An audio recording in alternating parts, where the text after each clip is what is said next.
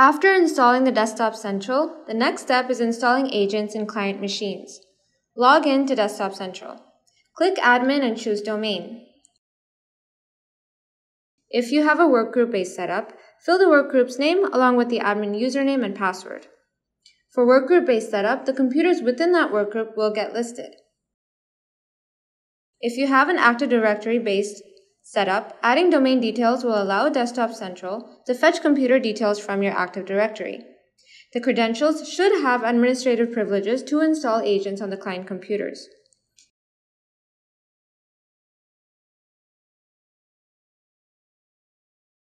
Now, select Add Computers and select your domain or workgroup.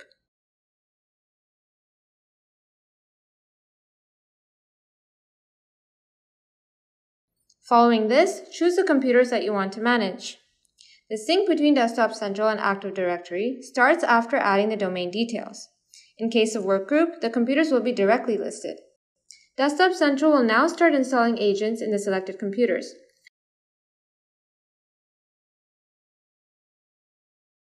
Refer to our other videos to configure Desktop Central.